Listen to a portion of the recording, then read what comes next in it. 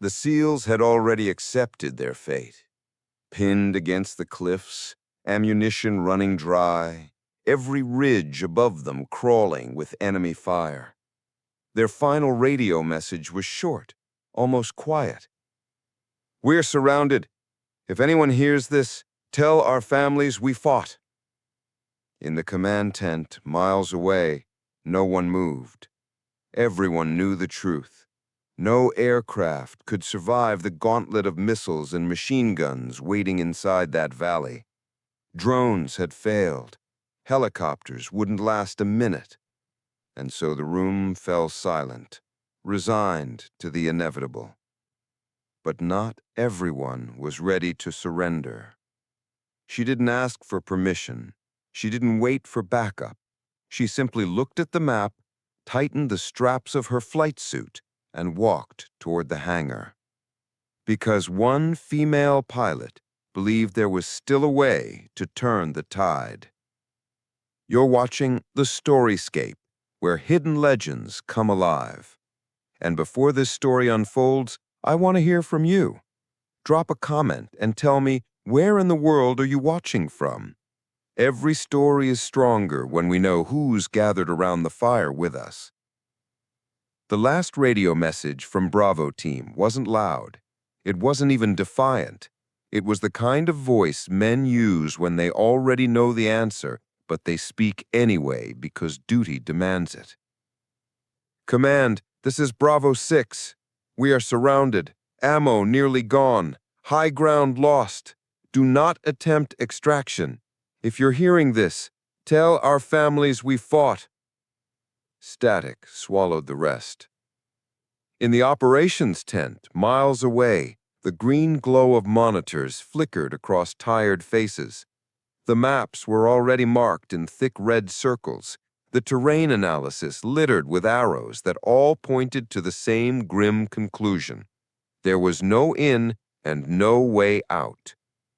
Captain Rains, the SEAL liaison officer, pressed both palms against the ops table. His jaw tightened as he leaned forward. "That canyon's a coffin. RPGs on every ridge, man pads on the slopes, machine gun nests cut into the rock. Even a drone won't survive 2 minutes in there." The analysts shifted uneasily, whispering to one another. They knew he was right. The valley they called the Devil's Gate had earned its name the hard way. Steep walls twisted like a serpent's throat, crosswinds unpredictable, radar useless in most sectors. The enemy hadn't just prepared a trap, they'd built a fortress. Lieutenant Colonel Harrow finally spoke, his voice grave. "We wait until nightfall. If any of them are alive by then, we'll send helicopters under low moon cover." The room went silent. Everyone knew that meant too late. The enemy controlled the peaks. They'd see helicopters long before they reached the valley floor. By nightfall, Bravo Team would already be ghosts. A murmur passed through the tent. Someone whispered, "Even the SEALs are saying goodbye." At the back of the room, a figure stood unmoving. Major Caroline Voss, arms folded, flight suit dusted with the stains of the hangar, eyes fixed on the dead monitor as if sheer will could bring the signal back. She had said nothing when the transmission ended, nothing while the officers debated, but now her voice cut through the heavy silence like a blade. "No, we're not waiting." Every head turned. Harrow frowned. "Excuse me, Major?" Caroline stepped forward, her boots echoing against the plywood floor. She pointed at the valley on the map, her finger tracing the jagged ridgelines. "I've flown this pass before, during gate fire. I know where the thermals break, where the shadows run. If I hug the southern wall and ride the turbulence, I can slip inside." A young drone operator scoffed under his breath. "She's not serious. That place chews up aircraft." Caroline's eyes didn't waver from the map. Her tone was calm, steady. "Not if you fly lower than the threat line. Not blind, just beneath them. Stay fast, stay low, don't give them time to blink. Major, Harrow said slowly, you'd have to drop below 200 feet just to enter. That's under safety threshold. If you clip a wing, I won't. We lose the aircraft. I know. We lose you. Caroline finally looked up, her eyes locking with his. Better than losing them. The room froze. Tactical screens flickered. A pen rolled off the table. Someone coughed nervously, but no one dared break the silence. Captain Rains leaned closer, his voice half challenge, half disbelief. You really think you can pull this off? Caroline met his stare without blinking. I don't think, Captain. I know. A heavy pause settled over the tent.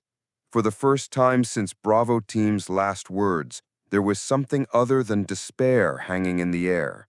A sliver of hope, fragile but alive. Harrow studied her for a long moment. He saw it, the resolve, the quiet fire that couldn't be reasoned away. Finally, he exhaled, almost a growl. Then God help you, Major. Prep your bird. Around the room, whispers erupted. Some shook their heads, muttering that she was insane. Others stared in silence, unwilling to voice what they felt. Relief. Because when everyone else saw a death trap, this female A-10 pilot had seen an opening. And for the first time that day, the story wasn't ending in silence. It was about to change course, because one woman had just decided to turn the tide. The hangar was alive long before the klaxons sounded. Word had traveled faster than any official order. Major Caroline Voss was taking her A-10 up. By the time she stepped across the threshold, crews were already in motion, shoving carts of ammunition into place, rolling tool chests across the floor, shouting for hydraulic checks and final diagnostics. No one needed to be told what was at stake. Everyone in that hangar knew the SEAL's last message, and they knew only one pilot had volunteered to answer it. Her Warthog waited near the far doors, hulking and scarred, the paint on its shark-mouthed nose chipped from years of service. The GAU-8's barrel protruded like the jaw of some ancient predator, soot darkening the muzzle from the thousands of rounds it had already fired in its lifetime. It was a machine built for ugly work, for flying low and taking punishment no other aircraft could survive. And today, it would be asked to do the impossible. Caroline adjusted the strap of her helmet bag and kept walking. She could feel the eyes on her, the young crewmen who had just finished refueling, the older tech sergeants who had patched bullet holes in that same fuselage months ago, the ordnance loaders with sweat and grease caked on their hands. Every gaze carried the same unspoken question. Will she come back? A crew chief no older than 20 jogged to her side, clutching something in his fist. "Ma'am, wait!" His voice cracked with urgency. When she turned, he opened his palm to reveal a small patch, its stitching crude but careful. A gray field, a dark wave crashing forward, the word beneath it written in black, Tide Breaker. For a second, the noise of the hangar dimmed. Caroline stared at it, memories rising unbidden, the frozen ridges of Kunar Pass, the blizzard that had grounded half the fleet, the day she'd refused to turn back and somehow guided 2 crippled birds home. That had been years ago. Most in command had forgotten. The crews had not. She accepted the patch with a faint nod. "You held on to this all this time?" The young man's eyes shone. "We don't forget, ma'am. You broke the tide once. Do it again." Caroline pressed the patch against the Velcro of her sleeve. It clung there as if it had always belonged. She didn't smile. She didn't need to. The gesture alone was enough. The crewman saluted sharply before stepping back, and the whispers followed her up the ladder. Tidebreaker. Tidebreakers flying. Inside the cockpit, the world narrowed. The chaos outside faded into muffled echoes as the canopy lowered with a hiss. Caroline strapped in, her motions steadied, practiced. Oxygen mask secured, harness locked. Her fingers moved across the console with mechanical certainty. Flaps, trim calibrations, throttle calibrations, HUD test, weapon safeties confirmed. The systems blinked green one after another, each indicator light a silent acknowledgement that the Warthog was ready to be pushed into hell. She paused only once, laying her gloved hand briefly on the worn throttle. Beneath the steel, beneath the switches and wires, was a machine she knew better than most people knew their own families. The A-10 wasn't graceful, wasn't pretty, but in the hands of the right pilot, it was loyal. And loyalty was exactly what this mission demanded. Talon Control, this is Tidebreaker 1, requesting immediate clearance, Vector 2-1. The controller's reply carried the weight of everyone listening in. Tidebreaker 1, you are cleared for takeoff. Godspeed, Major. She eased the throttles forward. The engines coughed, then roared, their twin growls shaking the hangar doors, rattling loose tools on benches. The ground beneath her vibrated as the turbines spooled up, sucking in air and spitting out thunder.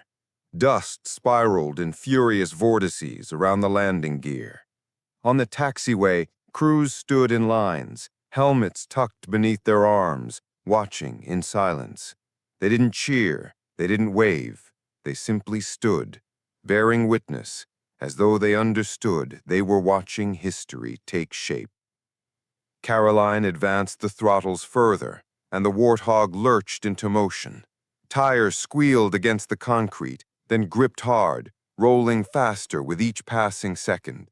The end of the runway rushed forward, the jagged silhouette of the Devil's Gate Mountains rising beyond it.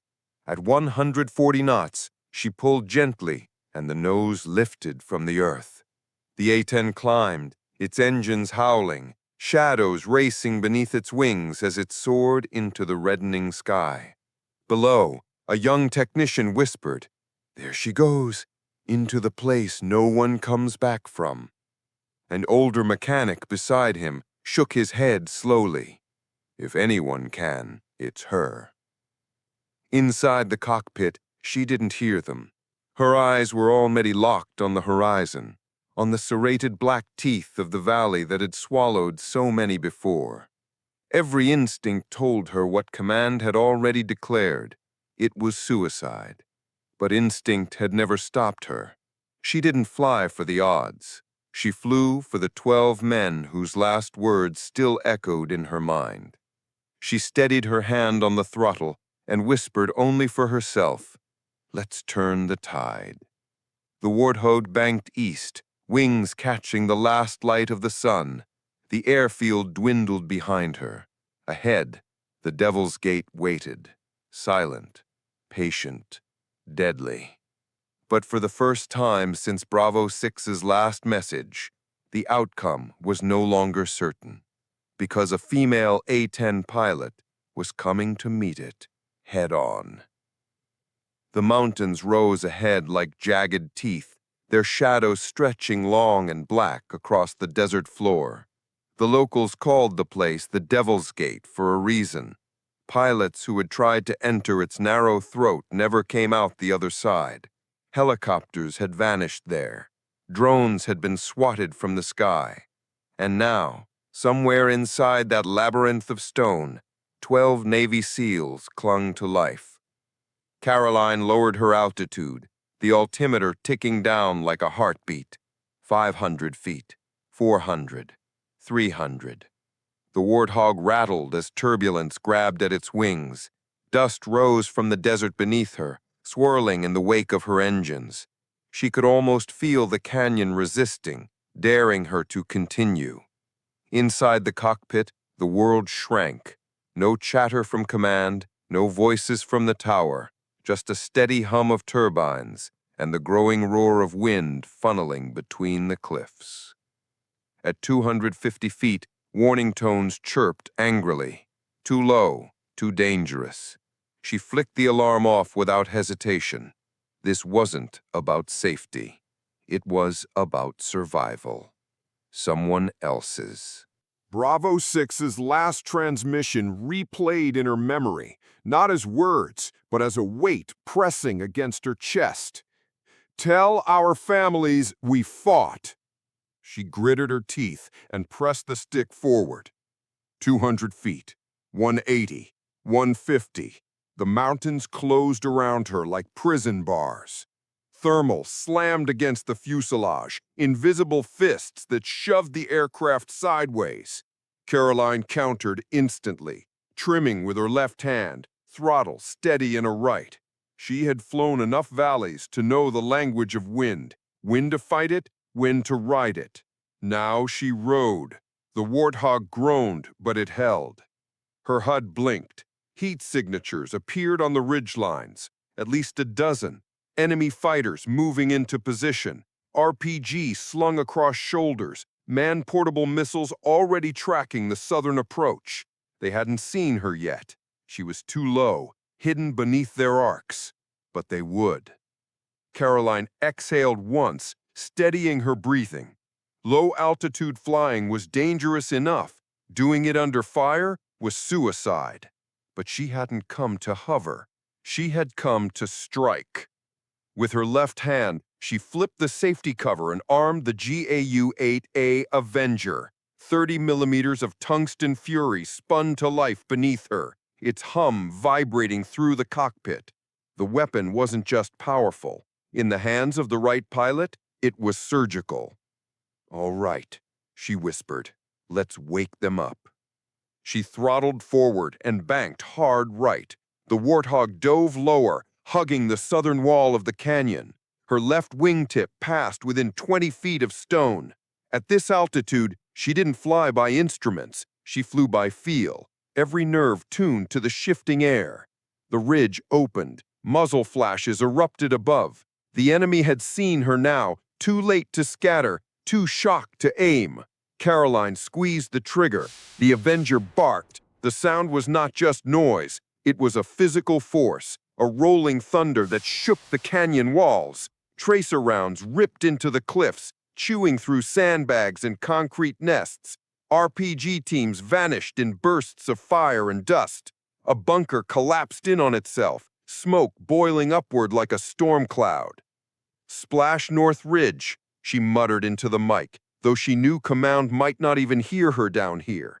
Below, among the rocks, Bravo team looked up in disbelief. For hours, they had been staring at nothing but muzzle flashes and smoke. Now the sky itself roared with vengeance. One of the SEALs, Corporal Reyes, ducked behind cover as debris rained down around him. His voice cracked over their private comms. "Holy hell, that's a Warthog! She's in the canyon with us!" Caroline didn't hear them. She was already banking for another pass. Heat signatures bloomed to the west, 2 technical trucks bouncing along a ridge, heavy guns mounted on their beds. She dove again, treetops brushing the underside of her fuselage. Another squeeze of the trigger, another line of fire stitched across the dirt road. The lead truck exploded in a fireball. The second swerved into a rock face and disintegrated. The canyon fell eerily silent. Smoke hung in the air, curling upward like spirits. Caroline's breathing slowed, but only for a moment. Her HUD blinked again. New signatures, more fighters scrambling from hidden caves, pushing toward the southern gully where Bravo team was pinned. Her fuel gauge dipped below the recommended threshold. Flares at 60%. Left stabilizer trembling from turbulence. Nothing about this flight was sustainable. But she didn't hesitate. Tidebreaker to Echo Team, she keyed the mic. "Mark your position." Static crackled, then a broken voice came through. "We're dug in, South Gully. Both sides closing in. We can't move." That was all she needed.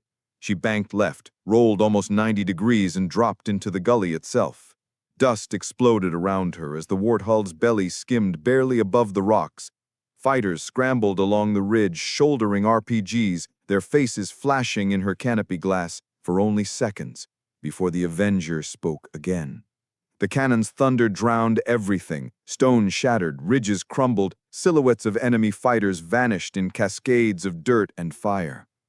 Caroline walked the fire line across the slope, tearing the ambush apart one bunker at a time. Her teeth clenched as warning lights flared on her console, left hydraulic pressure dropping, heat rising past red line. She adjusted manually, fighting the aircraft's shudder with steady hands.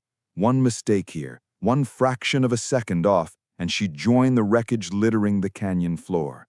But she didn't falter. She pushed forward, because in that moment, nothing else existed. No command briefings, no safety thresholds, no doctrine. Only the Warthog, the canyon, and 12 men who refused to die quietly. As she pulled up from the pass, the radio crackled again. This time it wasn't desperation, it was awe. Copy that. South Ridge clear. Whoever you are, keep doing it. You just bought us time. Caroline allowed herself the briefest exhale, the faintest whisper beneath her breath. That's the idea. The Devil's Gate had been waiting for another victim. Instead, it had met its first storm, and Major Caroline Voss wasn't finished yet. For a few brief seconds after her first run, the canyon was quiet. Smoke curled upward in lazy plumes. The jagged cliffs echoed with the fading thunder of the GAU-8 like the last roll of distant storm clouds. Bravo team crouched behind boulders and shattered earthworks, catching their breath, staring in disbelief at the sky that had just saved them. But silence in a war zone is never safety. Silence is a warning. Caroline knew it. She glanced at her HUD, altimeter steady at 90 feet, speed holding, but her left stabilizer indicator blinked amber. Hydraulic pressure in the port system was falling. She flicked off the proximity alarm that screamed whenever she skimmed too close to the canyon walls. At this altitude, the alarms were useless. It wasn't sensors keeping her alive. It was instinct. The reprieve lasted less than a minute. Her threat receiver lit up again, pulsing red arcs across the eastern ridgeline. New heat signatures, dozens of them. The enemy wasn't retreating, they were reinforcing. Trucks bounced down narrow switchbacks, headlights cutting through the dust. RPG teams scrambled into higher positions, their silhouettes black against the sunset. And worse, her radar picked up a shape she'd prayed not to see. Manpads. At least 2 units setting up launch sites along the cliffs. Bravo team's radio cracked with panic. "This is Echo. Multiple hostiles East Ridge, moving fast. We can't reposition. They'll pin us again." Caroline keyed her mic. Voice calm. "Tidebreaker copies. Stay low. I'll cover you." She pushed the throttle forward, engine screaming in protest. The Warthog surged ahead, hugging the southern wall so closely she could see individual cracks in the stone flash past her canopy. Her whole body vibrated with the aircraft, turbulence hammering her bones as she dipped beneath a stone arch that jutted out like a dagger. At 110 feet, she caught sight of the first RPG team. They were clustered on a narrow outcrop, one fighter already kneeling with the launcher on his shoulder. Caroline rolled left, the entire aircraft tilting until the rocky floor filled her canopy. She squeezed the trigger. The Avenger's roar tore through the canyon again. The outcrop erupted into dust and flame, fragments cascading into the valley below. But there was no time to celebrate. Another tone blared in her headset, missile lock warning. She jerked the stick right, yanking the Warthog beneath an overhang as a streak of fire hissed past her wingtip. The missile detonated against the cliff face, shaking the entire valley with the blast. Shards of rock hammered her fuselage. Warning lights flashed. Hydraulic pressure fell another notch. Caroline gritted her teeth. Not done yet. She climbed just enough to clear the next ridge, then dove again, practically scraping the treetops.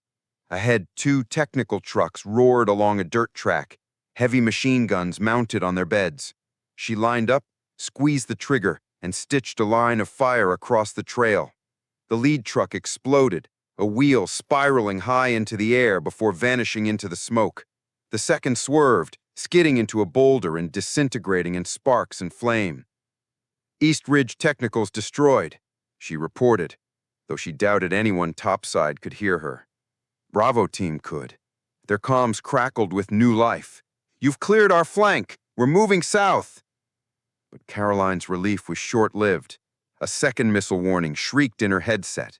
She glanced left and saw it, a telltale plume of white smoke curling from a ridge half a mile away. Another man-pads, and this one had a lock.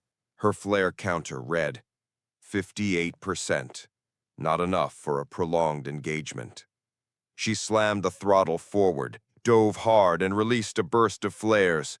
White-hot magnesium streaked into the canyon, decoys spinning wildly. The missile chased one, veered off course, and detonated harmlessly in mid-air. Her cockpit filled with light, the explosion reflecting off the canopy glass. The aircraft bucked, warning tones screaming. She silenced them with a jab of her thumb. Her heart hammered, but her hands were steady. The enemy had learned. They knew she was here now. Surprise was gone. Every new pass would be harder, deadlier. She banked hard left, climbing just enough to clear another ridge, then leveled out. Her HUD flickered, systems struggling under the strain. She tapped the panel, muttering under her breath, "Come on, hold together." Below, Bravo team scrambled across the valley floor, moving from one ruined bunker to another, their path illuminated by the burning wreckage she had left in her wake. They weren't safe yet.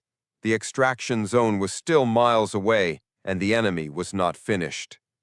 "Tidebreaker," came the strained voice of Captain Rains over the comm. Somehow the signal had punched through the static. "Command confirms multiple reinforcements inbound from the east. You'll have hostiles in your sector within 2 minutes. Can you hold?" Caroline's eyes flicked over her gauges. Fuel already below combat minimums, flares half depleted, stabilizer damaged. Her aircraft rattled, hydraulics compensating but failing by inches. She should have said no. She should have admitted the truth, that every second in this canyon was shaving her survival chances to nothing. Instead, she keyed her mic and answered with steel in her voice. "Affirmative. I'll hold the line." She shoved the throttle forward again. The Warthog roared, engines trailing smoke as it clawed for speed. She angled east, toward the gathering swarm of fighters who believed the valley belonged to them. But Caroline Voss had other plans. This was no longer just a rescue. This was a test of will. And as long as she still had wings, she intended to turn the tide. The eastern ridge was alive with fire. Tracers stitched the air in long red arcs, machine guns clattering from hidden crevices in the rock. Caroline felt the canyon tightening around her like a vice, the walls narrowing, the air itself turning hostile. Warning lights danced across her console, hydraulics dropping again, fuel dipping dangerously low, flare counter flashing a dwindling 37%. The Warthog wasn't designed for grace, but even it had limits. She was pushing them all. Below, Bravo team sprinted through the wreckage she had carved open, boots pounding against rock and dust. Their extraction zone was still miles away, but every ridge above them crawled with fighters. They could hear their desperation in the radio. "South Ridge incoming!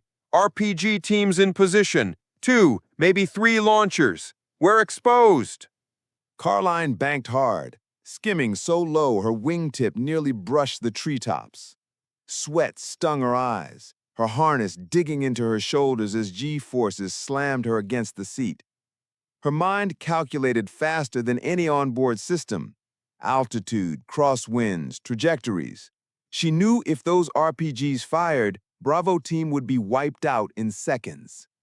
She armed the cannon again, rolling left until the canyon floor filled her canopy. The GAU-8 thundered, spitting a river of fire across the ridge. 2 launches vanished in dust and flame. But as she pulled up, a new tone screamed in her headset.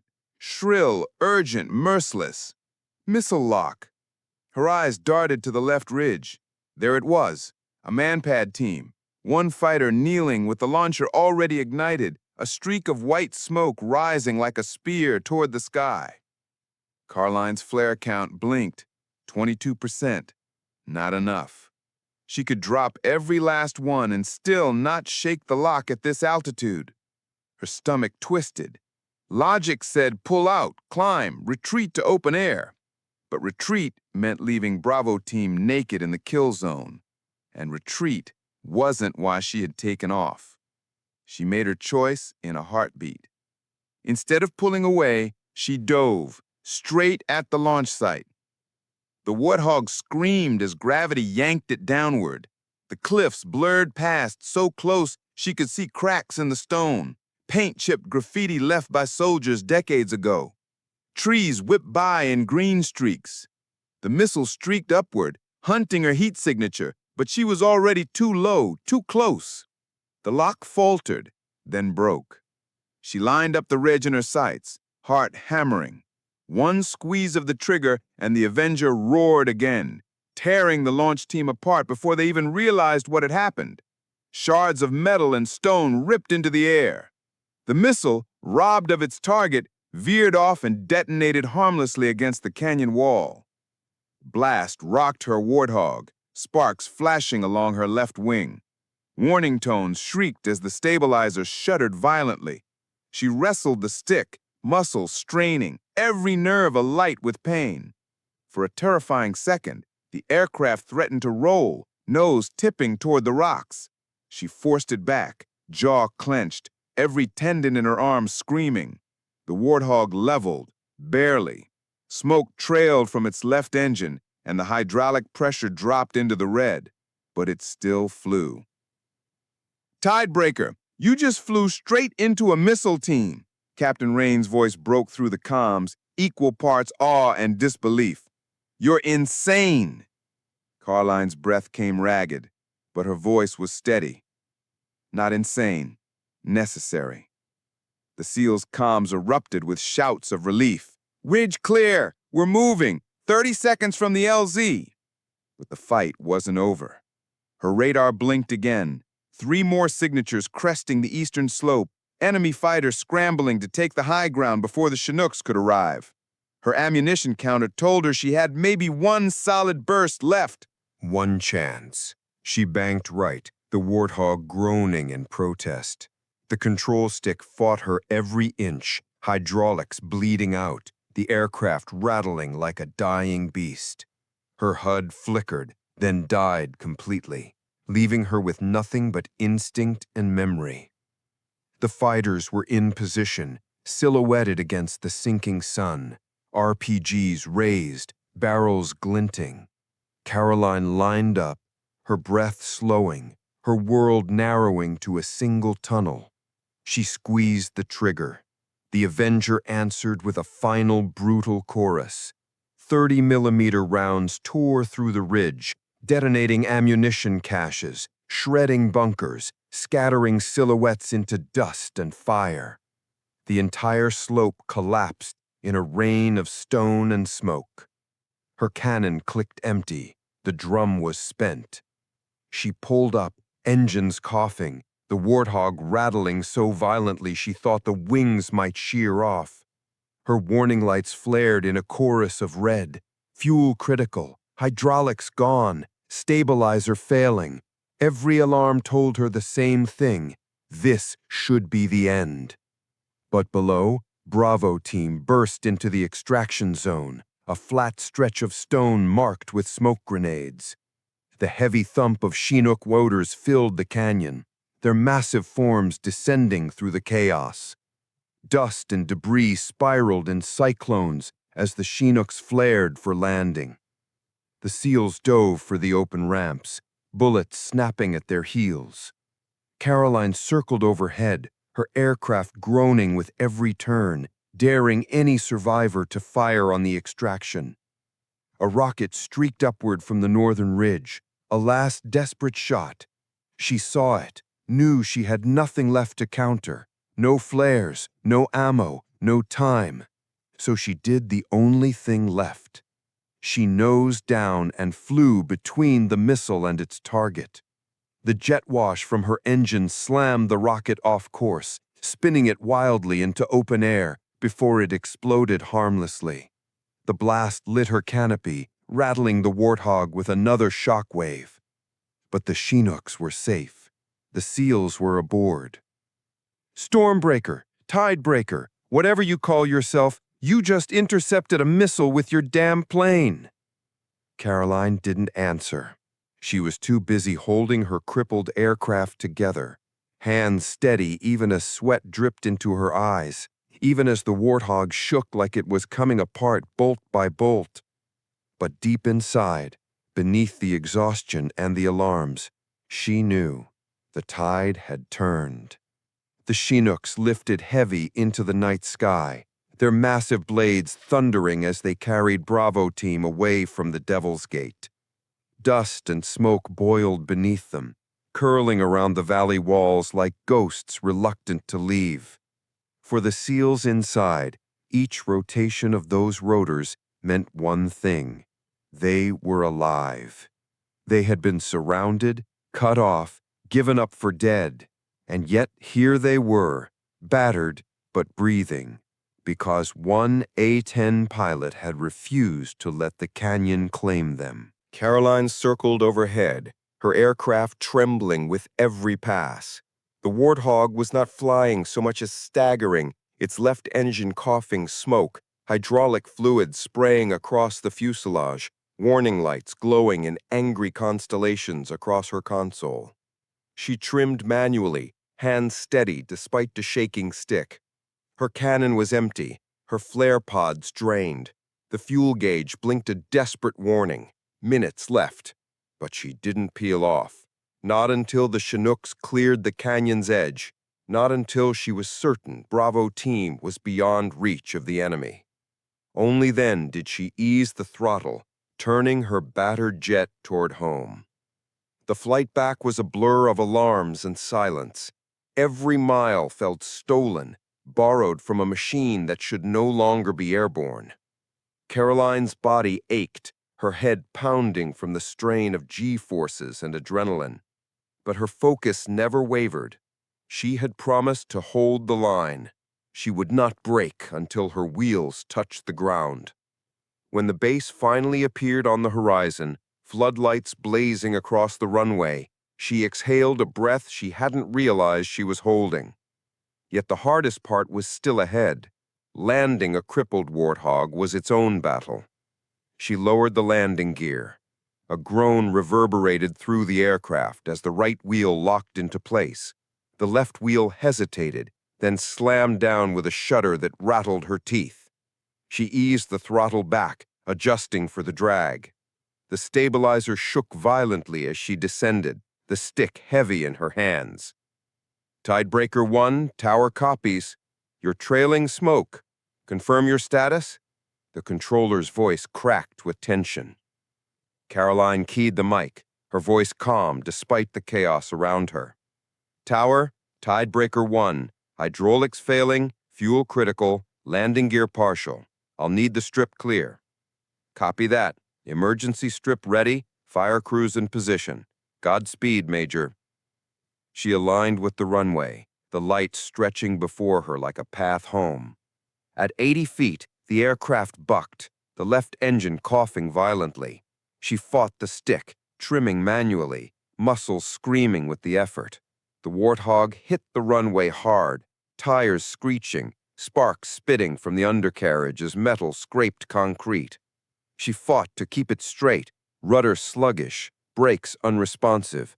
The jet roared down the strip, slowing inch by inch, until finally, mercifully, it shuddered to a halt near the far end. For a long moment, there was only silence.